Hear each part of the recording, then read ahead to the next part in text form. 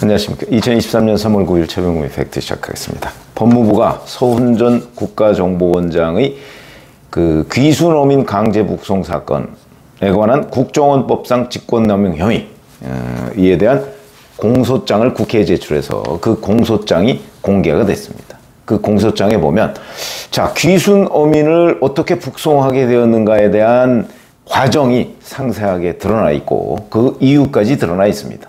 근데 전체적인 과정을 보면 처음부터 북송을 하기로 결정을 했었고 그 이유는 결국 북한에 잘 보이기 위한 거다. 뭐 이런 내용들입니다. 그동안의 저희 분석과 상당히 일맥상통하고 있다. 이런 내용이죠.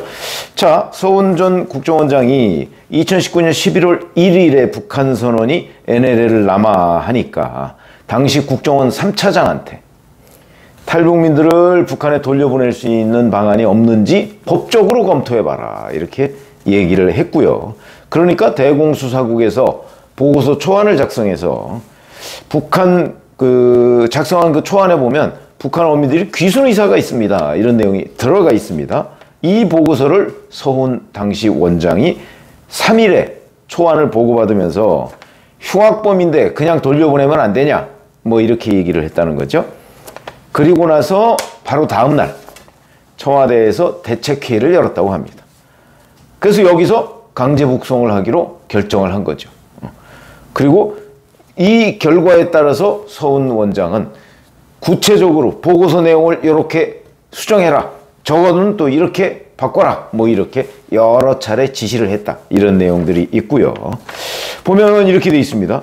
자, 일반 형사 절차에 의거해서 선박 혈흔 감정과 증거, 압수수색 등을 처리할 필요가 있다. 이런 내용. 이런 문구를 삭제했다는 거 아닙니까? 그러니까 추가로 좀 조사를 해보자. 할 필요도 없다. 이런 거죠. 왜냐하면 서훈 당시 원장이나 청와대에서 대책회의를 했던 뭐 정의용 안보실장이나 이런 사람들의 머릿속에는 어떻게 북한한테 잘 보일 것인가 뭐 이런 생각만 있었던 것으로 보입니다. 그리고 다음 날 11월 5일이죠. 대공용의점 희박 이런 문구도 삭제를 하도록 했다는 거죠. 이렇게 얘기했다는 겁니다. 서훈 당시 원장이. NSC에서 이미 결정이 됐는데 대공용의점 희박이 뭐야? 이렇게 해서 수정해. 이렇게 되니까 대공용의점 없음. 이렇게 바꿨다.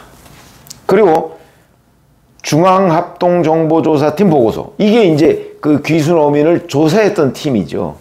여기에도 서훈 당시 원장이 수정해라 이렇게 지시를 한 내용이 있다는 건데 이게 이제 3차장한테 지금 쟤들 16명이나 죽인 애들이 귀순하고 싶어서 온 거겠냐?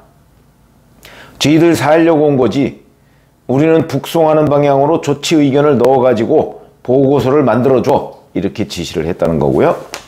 3차장이 그 2번이나 실무부서에서 반대했습니다 라고 보고하니까 서훈이 그냥 해 이렇게 또 지시를 했다는 거죠. 이런 것들이 직권남용입니다. 왜냐하면 우리 헌법에 보면 북한 주민은 대한민국 국민입니다. 그렇기 때문에 그 사람을 사지로 내몰게 되는 것 그거는 우리가 해서는 안 될 일이죠. 뭐 인권적 차원 얘기 뭐 이런 거 다 빼고서라도 근데 그렇게 했다.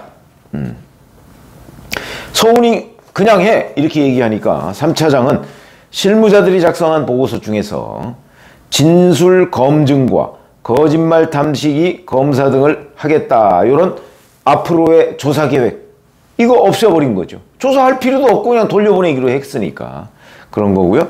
그 다음에 탈북 어민들은 진정한 귀순으로 보기 어렵고 희대의 살인범으로 우리 정부가 보호해야 할 가치가 없다. 이런 문구를 또 추가했다는 거죠. 그러니까 이 사람들은 살인범이기 때문에 뭐 추가 조사 뭐 이런 거 필요 없고 그냥 돌려보내자 뭐 이런 식으로 문서를 다 바꿨다. 그러면 이 공소장에 보면 서훈 당시 국정원장은 왜 이런 결정을 내렸느냐 하는 부분이 이제 여기에 나와 있습니다. 저는 사실은 그 11월 25일부터 부산에서 열리는 아세안 플러스 특별 정상회의, 아세안 플러스 3 특별 정상회의 여기에 이제 김정은을 초청하기 위해서 사실은 이 귀순어민을 강제 북송한 그날 문재인 대통령의 친서가 북한으로 갑니다. 이것 때문에 그랬다라고 저는 판단을 했고 그동안의 유튜브에서 그렇게 얘기를 했는데 여기에는 그거에다가 플러스 하나가 더 있습니다. 바로 2019년 10월 30일에 문재인 당시 대통령의 모친상이 있었는데 여기에 김정은이 조의문을 보냈다는 거죠. 조의문을 보내니까 이 조의문에 대한 감사 친서, 그 다음에 아세안 플러스 3 정상회의 참석 요청, 뭐 이런 것들을 담아서 북한에 보내는데 거기다가 선물로 귀순어민 강제 북송 이것까지 끼워서 보냈다. 이게 지금 서훈 전 원장의 공소장에 포함이 돼 있습니다.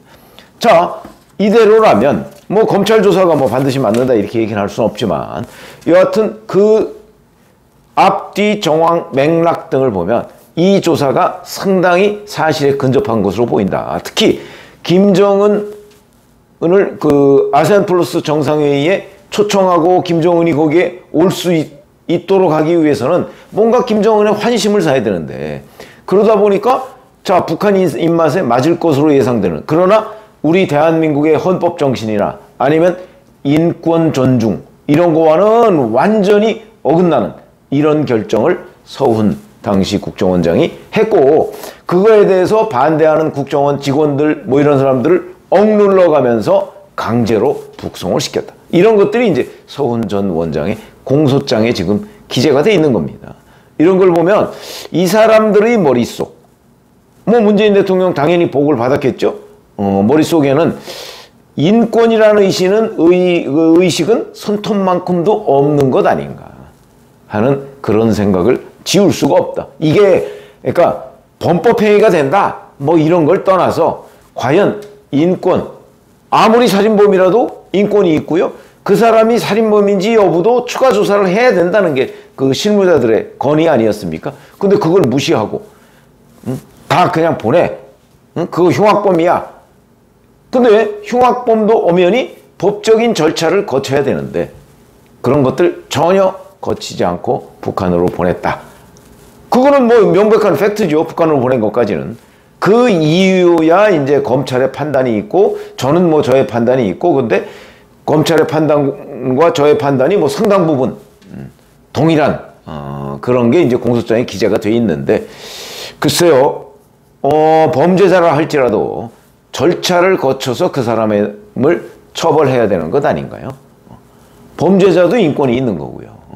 그게 남한 사람이든 북한 사람이든 자기네들의 어떤 정치적 목적 이걸 달성하기 위해서 남의 인권을 무시해도 된다.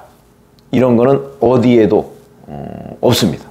그렇기 때문에 서훈 전 국정원장의 공소장 뭐 여기에 이제 뭐 정의용 안보실장 뭐 김현철 통일부 장관 뭐 이런 사람들도 다 동의를 했기 때문에 청와대에서 이렇게 북송 결정을 내린 건데 어떻게 집단적인 그 인권 몰이해 뭐 이런 건가? 뭐 이런 생각이 들 정도로 매우 충격적인 내용이다.